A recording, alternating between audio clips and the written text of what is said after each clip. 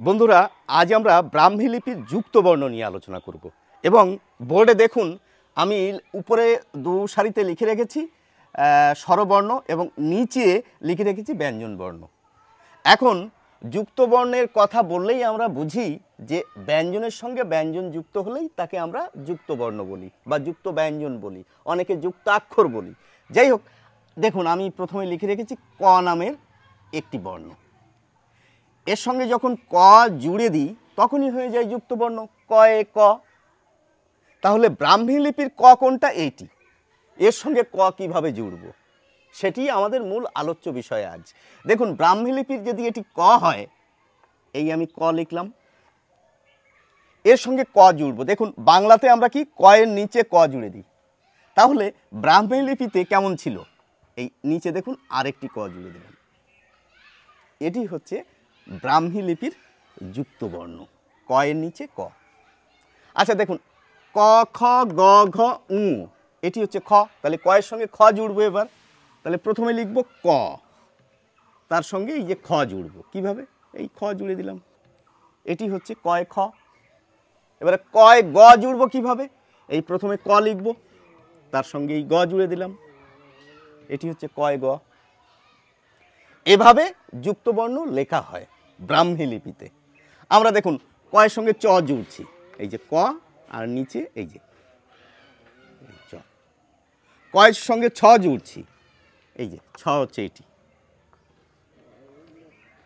কয়ের সঙ্গে ছ। এভাবে যুক্তবর্ণ গঠন করা যায়। এবার মূল যে বিষয়টি আমাদের প্রয়োজন, আমাদের যুক্তবর্ণ বলতে গেলে জ ফলাটি আমাদের ভীষণ প্রয়োজন। তাহলে জ ফলা লিখব কিভাবে ব্রাহ্মী লিপিতে?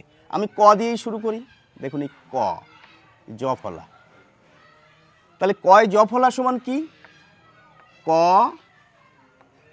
যোগ অন্তস্থ জ। এটি তো আমরা সকলেই জানি। তো আমাদের এই ব্রাহ্মী লিপির ব্যঞ্জন বর্ণে ক কোথায়? এই যে ক। অন্তস্থ জ কোথায়? এই যে।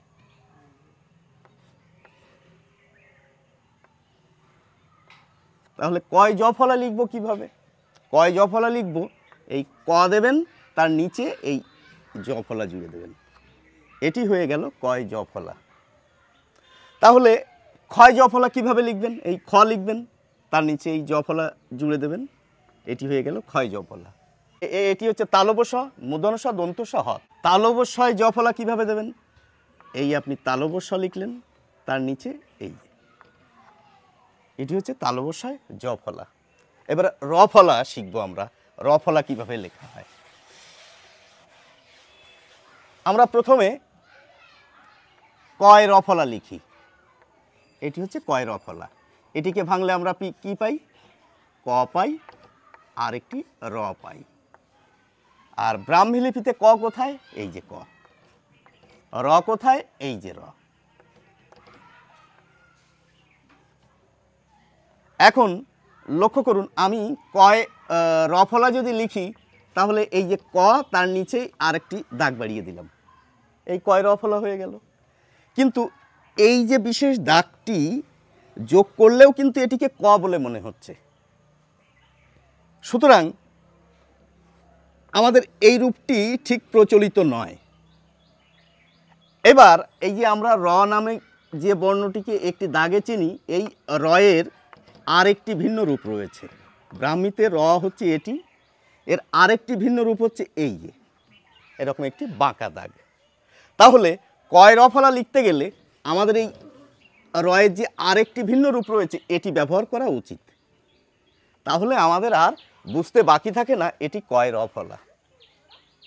আচ্ছা, তাহলে আমরা ক্ষয় র ফলা কীভাবে লিখব? এই যে খ, তার নিচে এই বাঁকা দাগটি দিয়ে দেবেন, ক্ষয় র ফলা হয়ে গেল।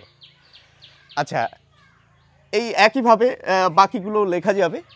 এবার আমরা জ ফলা শিখেছি, আমরা র ফলা শিখেছি। তাছাড়াও কিছু যুক্তবর্ণ আমাদের বিশেষ প্রয়োজন হয়, যেমন বর্গীয় জয় জ ফলা। এটি কিভাবে লিখবেন? আমরা জানি বর্গীয় জ কোনটি? এই যে চ ছ বর্গীয় জ, এটি হচ্ছে বর্গীয় জ। আর জ ফলা কোনটি? এই যে এই বর্গীয় জয় জ ফলা। তারপর আর কি? ইয়ে বর্গীয় জ, ইঁই বর্গীয় জ এই যুক্ত বর্ণটি আমাদের বিশেষ প্রয়োজন হয়। ইও কোথায় রয়েছে? চ ছ বর্গীয় জ ঝ ইও। তাহলে ইঁই বর্গীয় জ যখন লিখবেন এই ইওটা লিখবেন আগে, তার নিচে বর্গীয় জ, এই বর্গীয় জ লিখে দেবেন, ইঁই বর্গীয় জ। এবার বর্গীয় জ ইও কিভাবে লিখবেন? এটিকে ভাঙলে আমরা পাই বর্গীয় জ প্রথমে, তারপর ইও। তাহলে এটি লিখব, বর্গীয় জ আগে লিখব, এই যে বর্গীয় জ, ইও কোনটা? এইটা, এর নিচে এটা দিয়ে দেবেন, বর্গীয় জ ইও হয়ে গেল। তাছাড়া আরও কিছু যুক্তবর্ণ রয়েছে যেগুলি আমাদের খুব জানতে ইচ্ছে করে এবং আমাদের প্রয়োজন হয়। যেমন এই যে এই যুক্তবর্ণটির নাম কি? আমরা অনেকে বলি ক্ষীয়। এটিকে ভাঙলে আমরা পাই ক আর মূর্ধন্য স। তাহলে এই যুক্তবর্ণটিকে কিভাবে লিখব? ক হচ্ছে এটি, আর মূর্ধন্য স কোনটি? তালব স, মূর্ধন্য স, দন্ত স। তাহলে মূর্ধন্য স এটি, তাহলে আমরা এভাবে লিখতে পারি, এই দিয়ে এই, এটি হচ্ছে কয় মূর্ধন্য স বা ক্ষীয়। আচ্ছা, আরেকটি যুক্তবর্ণ রয়েছে আমাদের ভীষণ প্রয়োজন হয়, এটি হচ্ছে হয় ম। আমরা এভাবেও লিখতে পারি এই হয় মটিকে। এটিকে ব্রাহ্মী লিপিতে কীভাবে লিখব? হ কোথায় রয়েছে? হ হচ্ছে একদম শেষে এটি। তাহলে এই আপনি লিখলেন হ, তার সঙ্গে ম কোথায়? এই যে ম, আপনি এই ম জুড়ে দিলেন, এটি হচ্ছে হয় ম। এবার আমরা এতক্ষণ ধরে দুটো ব্যঞ্জন জুড়ে তৈরি করেছি যুক্তবর্ণ। আর কি কি হতে পারে? আমরা তিনটি যুক্তবর্ণ, তিনটি ব্যঞ্জন জুড়ে একটি যুক্তবর্ণ গঠন করব। এবার ক্ষীয় ম, এটি কিভাবে লিখব? তাহলে ক্ষীয় মানে আমরা জানি কর মূর্ধন্য স, আর কয় মূর্ধন্য সকে আমরা এইভাবে লিখেছি ক, তার নিচে মূর্ধন্য স লিখেছি এইভাবে, তার সঙ্গে ম যোগ করব, এই যে ম হচ্ছে এই যে। তাহলে এটি হচ্ছে তিনটি ব্যঞ্জন যুক্ত হয়ে এই যুক্তবর্ণটি গঠন হলো। এবার আরেকটি তিনটি বর্ণ নিয়ে গঠিত যুক্তবর্ণ দেখুন, এই যে দন্ত নয় তয় র ফলা, এটি কিভাবে লিখবেন? দন্ত ন কোথায়? দন্ত ন হচ্ছে এটি। ত কোথায়? ত হচ্ছে এই যে। এবার এর সঙ্গে আপনি র যোগ করে দিন। র কোথায়? র আমরা বলেছি যে এর আরেকটি নব্য রূপ রয়েছে, আরেকটি রূপ রয়েছে, সেটি এই যে নয় তয় র ফলা হচ্ছে, আপনি এভাবে লিখতে পারবেন। তবে একটি কথা জানিয়ে রাখি, এগুলি শেখার সঙ্গে সঙ্গে আমি আগেই বলেছিলাম যে দেখুন, আমরা কিন্তু যুক্তবর্ণকে এভাবেও লিখতে পারি। আমরা যদি এই যুক্তবর্ণটিকে ভেঙে এভাবে লিখি তাহলেও কিন্তু কোনো ভুল হয় না। সুতরাং আপনিও কিন্তু এই যুক্ত অক্ষরেই লিখতে হবে। ধরুন আপনাকে যে শুধু এইভাবে লিখতে হবে তালব স মূর্ধন্য স, তার কোনো মানে নেই। আপনি কিন্তু এই যুক্তবর্ণটিকে এভাবেও লিখতে পারেন। ক দিলেন, তার নিচেই হসন্ত। হসন্ত কিভাবে লেখা হয়? ব্রাহ্মী লিপিতে হসন্ত উপরে একটি দাগ দেওয়া হয়, মনে রাখবেন এই দাগটি যেন এই কয়ের সঙ্গে স্পর্শ না করে। আর তার সঙ্গে মূর্ধন্য স রয়েছে, এর পরে লিখে দিলেন এই।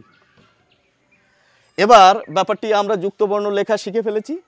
এবার আপনারা যারা এই ব্রাহ্মী লিপি নিয়ে আলোচনা ইতিমধ্যে শুনেছেন বা আজও শুনছেন, তাদেরকে বলবো আপনাদের নাম এবং পদবিটা লিখে কমেন্টস বক্সে পোস্ট করবেন। সকলকে অসংখ্য ধন্যবাদ, ভালো থাকবেন।